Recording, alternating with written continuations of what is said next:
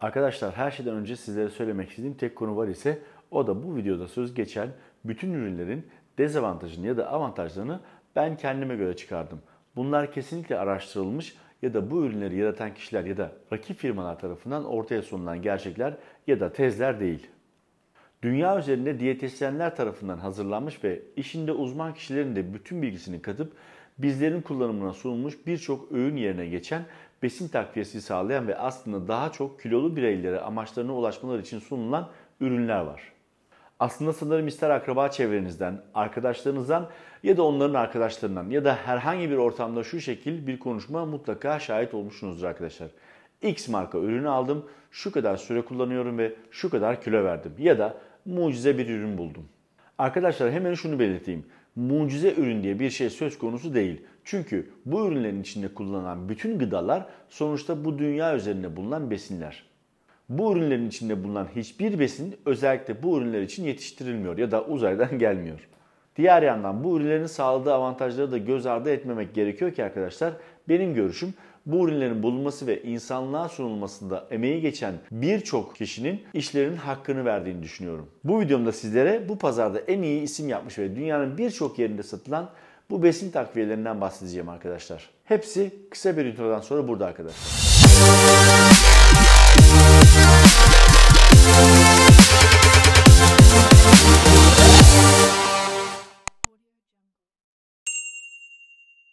Arkadaşlar. Son iki videomda görüyorum ki artık sizler de bilginin nereden geldiğini farkına yavaş yavaş varıyorsunuz arkadaşlar. Sizler videolarıma ilgi gösterdikçe benden de emsalsiz videolar gelmeye devam edecek arkadaşlar. Kanalıma abone olup bildirimleri açın ve başka hiçbir kanalda bulamayacağınız bilgi videolarını kaçırmayın diyorum. Bir önceki videomda yağ yakımını sağlayan 5 steroidi tanıtmıştım sizlere. O linki yukarıda görüyorsunuz. Fakat steroid kullanmak istemeyen bireyler var ise ki onları çok iyi anlıyorum. Bana şu anda ekranda çıkan Instagram adresinden ulaşabilirler. Bu videonun konusu olan besin takviyeleri ile ilgili kilo vermenin nasıl olması gerektiğini ve bunu sağlamanın yollarını size zaten video içinde anlatacağım. Ve Instagram'dan beni aktif olarak takip eden bütün bireylere bu videoya özel bu ürünleri %5 indirimle benden temin edecekler. Tabii ki bir aylık antrenman programında bu ürünleri satın alan arkadaşlara ücretsiz veriyorum arkadaşlar. Bunun dışında özel fiyatlarıyla kür, PCT, beslenme ve antrenman programları veriyorum. İlgilenen bütün arkadaşlar bana ulaşabilirler. Her ne kadar tavsiye etmesem de kullanmak isteyen insanların fikrini değiştiremiyorum. Arkadaşlar madem bu ilaçları kullanmak istiyorsunuz yani steroidleri bari adam gibi içi dolu hijyenik şartlarda üretilmiş ilaçları kullanın. Ne olduğu belirsiz kişilerin ürettiği ürünler ile hem sağlık hem para ve hem de zamanınızı kaybedersiniz. Hadi videomuza dönelim ve bu piyasanın en büyüğü olan Herbalife'i bir inceleyelim arkadaşlar. Herbalife 1980 yılında Los Angeles, Amerika'da kuruldu. Şu anda aktif olarak 8000'in üstünde çalışanı var ve dünyanın 90'dan fazla ülkesinde faaliyet gösteriyor bu marka arkadaşlar. Aslında sadece gıda takviyesi alanında değil, aynı zamanda da kozmetik sektöründe de faaliyet gösteriyor bu marka. Bu sektörün ileri gelen markalarından biri de Fitline. Fitline ürünleri satışa çıktığı günden bugüne kadar 700 milyonun üstünde bir satış rakamına ulaşmıştır. Dünya üzerinde 40'tan fazla ülkede satışta olmakla beraber ana merkezi Lüksemburg'dadır. Bunun yanında Almanya, Singapur ve Amerika'da da bulundukları kıtaları temsil eden ana ofisleri vardır. Bu ürün yani Fitline yaklaşık 25 yıl önce piyasaya çıkmış ve 2500'ün üstünde çalışanının yanında işinde uzman 16 bilim adamı eşlik etmektedir bu markaya. Aslında baktığımızda bu bilgiler bizi pek fazla ilgilendirmiyor. Bu ürünleri kullananların bu markaların geçmişini bilme gibi bir dertleri yok sanırım. Şimdi bizi asıl ilgilendiren kısma geçelim arkadaşlar. Bu ürünler ilk önce zayıflamak isteyen kişiler başta olmak üzere diğer bireylerde ne gibi avantajlar ya da dezavantajlar sağlıyor ona bakalım. Sonrasında biz vücut geliştirmeciler için ne gibi avantajları ya da dezavantajları olabilir ona bir göz atalım arkadaşlar. İlk önce dezavantajlarından başlamak istiyorum. Aslında bakarsanız pek fazla dezavantajı yok ama en büyük ve aslında Türkiye ekonomisinde bize verdiği en büyük dezavantajı fiyatları. Şu anda da ekranda gördüğünüz gibi fiyatlar yüksek. Öğün yerine geçen bir büyük kutusu en fazla 21 gün gidiyor ki o da günde bir sefer kullanmanız halinde. Kaldı ki üreticinin size sunduğu seçenek eğer ki kilo kontrolü yapmak istiyorsanız günde bir kere almanız gerekiyor bu ürünü. Eğer amacınız kilo vermek ise aynı üründen günde 2 sefer kullanmanız gerekiyor ki bu da ürünün 10 ila 11 gün civarında bitmesi demek. Haydi kısa bir hesap yapalım arkadaşlar. Öğün yerine geçen bir ürünün fiyatı 162 TL. Diyelim ki birey bu ürünü kilosunu kontrol etmek için alıyor ve günde sadece bir öğün alıyor. 162 bölü 21 dediğimiz zaman bir öğün ona yaklaşık 7,8 TL gibi bir maliyet çıkartıyor. Bunun yanında birey kilo kaybı istiyorsa bu meblağ günlük 16 TL'ye yakın bir miktar oluyor. Bir bireyin kilo kaybı için bu ürünü bir ay boyunca alması demek ona aylık 486 TL'ye mal olması demek arkadaşlar. İşin başka bir boyutu ise kilo kaybını isteyen bireylerin sadece bu ürünü alması yetmiyor. Bunun yanında bitkisel çayı ve liflerle zengin diğer ürünleri de alması gerekiyor ki hesapladığınızda aslında bir aylık bir diyet için harcamamız gereken miktar aşağı yukarı 700-800 TL arasında bir meblağ alıyor diye tahmin ediyorum. Eğer bu ürünleri kullanan arkadaşlar var ise videonun altına yorum olarak bilgi verebilirler bir ayda harcadıkları miktarı arkadaşlar. Bu Herbalife'de böyleyken Fitline'da da aslında aynı ve hatta biraz daha yüksek meblağlar olabiliyor arkadaşlar. Bunun dışında ben bu ürünler için aslında çok fazla negatif ya da dezavantaj olan bir özellik görmedim. Eğer gerçekten bu ürünleri kullanıp da dezavantajlarını gören arkadaşlar varsa lütfen bu videonun altına yorum olarak yazsınlar ki bizler de en azından kullanmayan bireyler olarak bu ürünlerin dezavantajlarını görelim arkadaşlar. Dezavantajları çok olmamakla beraber bir tane dezavantajı var ki o da gerçekten çok etkili bir dezavantaj. Özellikle Türkiye ekonomisine baktığımızda. Ama şimdi bir de avantajlarına bakalım bu ürünlerin. Her şeyden önce bu ürünlerin en büyük avantajı aslında bizleri disipline etmesi.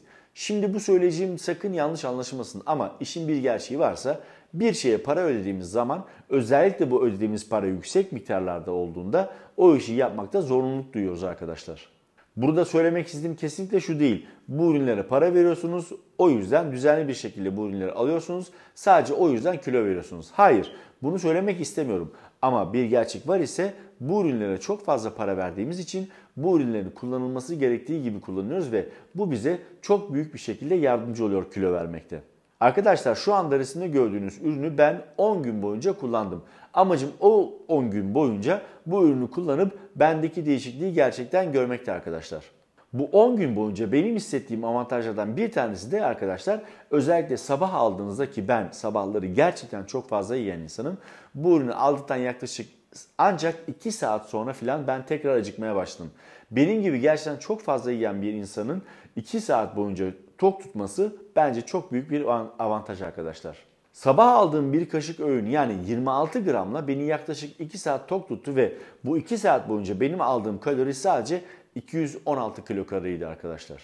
Şunu belirtmemde yarar var ki sonradan aklınıza yanlış bir şey gelmesin. Şu anda ben ürünü normal bireyler için inceliyorum. Bizler için yani vücut geliştiriciler için inceleyeceğim kısım videonun ilerleyen zamanda arkadaşlar. Bizler için olan zararları ya da yararları daha doğrusu dezavantajları ya da avantajlarını dediğim gibi videonun ilerleyen zamanlarında zaten göreceksiniz arkadaşlar. Evet kahvaltıda kalmıştık.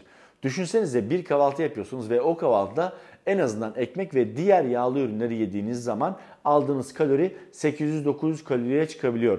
Ve bu kaloriyi siz bu ürün ile 216 kaloride sabitliyorsunuz arkadaşlar. Kilosunu kontrol etmek isteyen bireyler için günlük bir alım yeterli olabiliyordu. Kilo vermek isteyen bireyler için günlük 2 öğün almak gerekiyor ki düşünün ki günlük 2 kere önemli öğünlerinizi 216 kalori ile kapatıyorsunuz arkadaşlar. Özellikle bizim Türk kültürümüzde olan akşam yemeklerinde aldığımız kalorileri siz kendiniz hesaplayın arkadaşlar. Ve bu ürünü sabah ve akşam olarak aldığınızda kilo kaybınız kaçınılmaz olacaktır. Bunun yanında sizlere sunduğu çay ve bol lifli içecekler ile aldığınız sıvı tabii ki size yine çok büyük bir şekilde fayda sağlayacaktır vücudunuza ve bunlar da sizin tabii ki kilo vermenize yardımcı olacaktır arkadaşlar. Tabii ben şu ana kadar bir tane avantajını söyledim. Daha bir sürü avantajı var ki en önemli avantajları videonun sonuna sakladım. Onlar videonun sonuna doğru gelecek. Lütfen o yüzden videoyu baştan sona kadar izlemeyi unutmayın. Bu ürünlerin alım önerisi şu şekilde arkadaşlar. 26 gram bir tozu 250 mililitre yarım yağlı süt ile karıştırmanız ve bunu bu şekilde yaptığınız zaman aldığınız karbonhidrat değeri arkadaşlar sadece 20 gram. Ve bu 20 gramın 19 gramı şekerlerden ki bu şekerlerin burada alınmasının sebebi aldığınız diğer besinlerin çok çabuk şekilde emilip kana karışması. Bunun yanında aldığınız bir öğünle beraber yaklaşık 18 gram protein, 3 gram lif ve 0,38 gram da sodyum alıyorsunuz arkadaşlar. Ve tabii yağı da saymamak olmaz. Aldığınız yağ miktarı da 6,1 gram.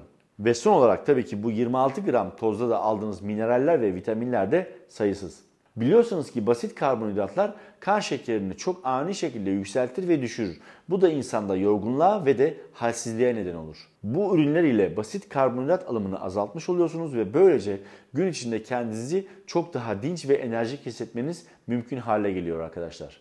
Bu da haliyle sizin yaşam kalitenizi etkiliyor. Düşünsenize, gün boyunca kendinizi uykulu ve sersem gibi hissettiniz ya da gün boyunca aktif ve enerjik olduğunuzu. Sizce hangisi daha iyi? Tabii ki bunların bütün etkisi sizin yüzünüze de yansıyor. Neden? Çünkü kendinizi enerjik hissetmeniz ya da kendinizi aktif hissetmeniz yüzünüze yansıyor ve bu dışarıdan da emin olun ki fark ediliyor arkadaşlar. Bir de düzgün beslenmenin verdiği en büyük avantajlardan bir tanesi cildimizde oluyor arkadaşlar ve organlarımızda. Daha düzgün ve problemsiz çalışan bir mekanizma ve çok daha iyi bir cilt sizleri çok daha iyi bir yaşam seviyesine getiriyor arkadaşlar.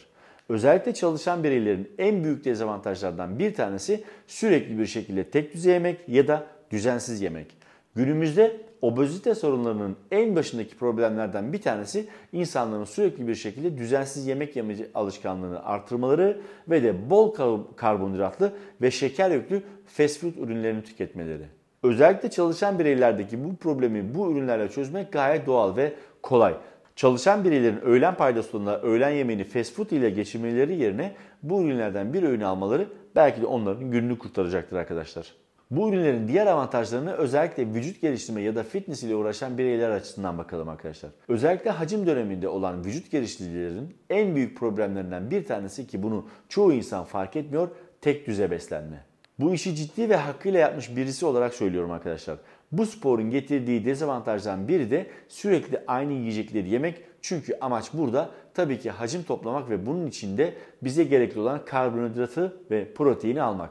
Üzülerek söylüyorum ki maalesef Türkiye'de gördüğüm en büyük eksikliklerden bir tanesi insanların yemek konusunda ve beslenme konusunda bilgi olarak çok geride olmaları. Vücut geliştirme deyince Türkiye'deki birçok bireyin aklına gelen ilk şey pilav ve tavuk. Tabii burada ekonomik şartlar da çok önemli olmakla beraber aslında vücut geliştirmenin sadece pilav ve tavuk ile olacak bir iş olmadığını sizlere anlatmak isterim arkadaşlar. Günümüz Türkiye'si ekonomisinde insanlardan çok daha değişik şekilde protein kaynakları bulmalarını ve özellikle karbonhidrat kaynaklarını sadece basit karbonhidratlardan değil daha çok bileşik karbonhidratlardan elde etmelerini söylemek biraz saçma olacak. Tek düze bir beslenme yani sadece pilav ve tavukla alacağınız besin öğelerini bir de bileşik karbonhidratlar ve değişik protein kaynaklarından alabileceğiniz besin öğelerini düşünün arkadaşlar. Aslında bu sporun sağlık için ne kadar zararlı olduğunu söylemeye zaten gerek yok diye düşünüyorum arkadaşlar.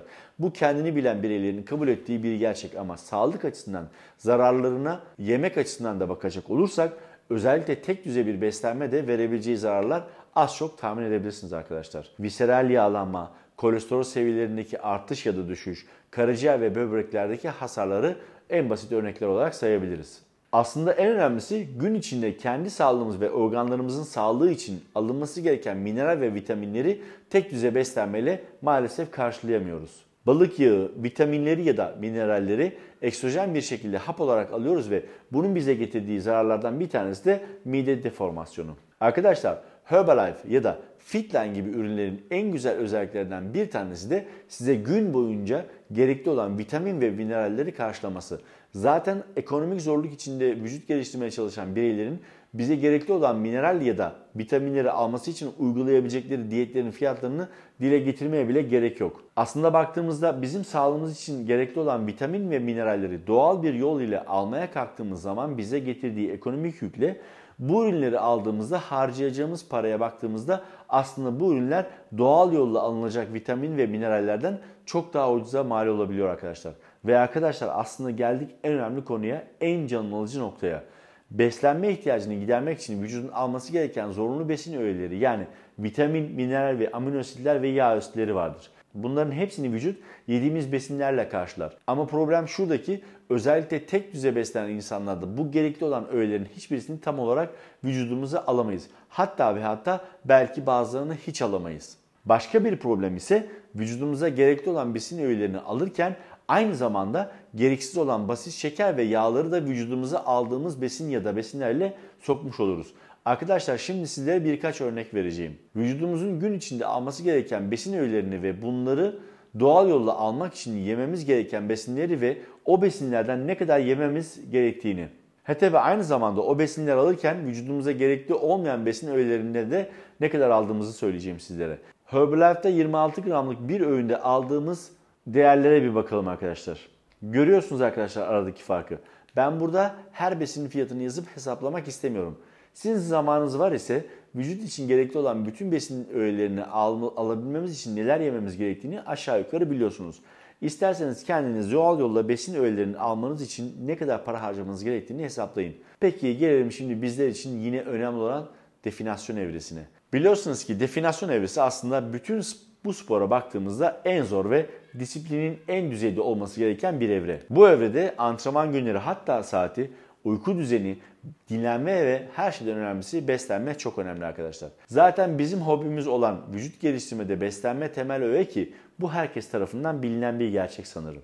Az kalori ve bol proteinli bir beslenme şekli bütün vücut geliştiriciler için parçalama evresinde bilinmesi gereken gerçek ve sanırım zaten bunu herkes biliyor. Burada zor olan ise off sezonda yaklaşık 6 ay boyunca her gün en az 5000 kalori almış bireylerin son 2-3 ayda parçalama evresi ile beraber kalori alımlarını 3500, 3000 ve hatta daha da düşürmeleri bir hayli zor durum arkadaşlar.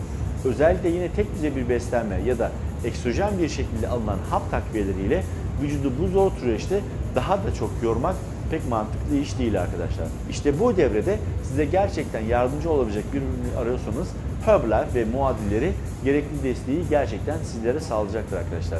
Özellikle tok tutma özelliği, az kalorisi ve bunun yanında sağlıklı bir vücut için gerekli olan bütün besin öğelerini size sağlaması, özellikle düşük kalorili diyetler yapmanız gereken parçalama döneminde sizlere inanılmaz yardımcı olacaktır. Tabi sizler kendiniz için en uygun seçenek neyse onu seçeceksiniz. Ama madem vücut geliştirmeye gönül verdiniz ve aynı zamanda sağlığınızı da riske atmak istemiyorsunuz ve aslında baktığımızda özellikle sağlıklı bireyler olabilmek için doğal yola alacağımız besin öğelerinin maliyetinden çok daha ucuza mal olan bu ürünleri kullanmak akıllıca duruyor arkadaşlar. Artık seçim size kalıyor arkadaşlar. Umarım bu video size bir nebze olsun yardımcı olmuştur. Özellikle bu ürünleri tanıtmamda arkadaşlar. Olur da bu ürünleri almaya karar verirseniz yapmanız gereken şu anda ekranda çıkan Instagram adresimden beni takip edip orada benimle iletişime geçmeniz arkadaşlar. Normal fiyatlardan %5 iskonto ile bu ürünleri benim üzerimden ulaşabilirsiniz. Bir de bu ürünü benden alan bütün bireylere bir aylık antrenman planlamasını da ücretsiz veriyorum arkadaşlar. Evet, benden bugünlük bu kadar. Videomdan memnun kaldıysanız beğenmeyi, kanalıma abone olup bildirimleri açmayı unutmayın arkadaşlar. Hepinize önce sağlık, sonra bol kazanç ve sonrasında bol sporlu günler diyorum arkadaşlar. Hoşça kalın.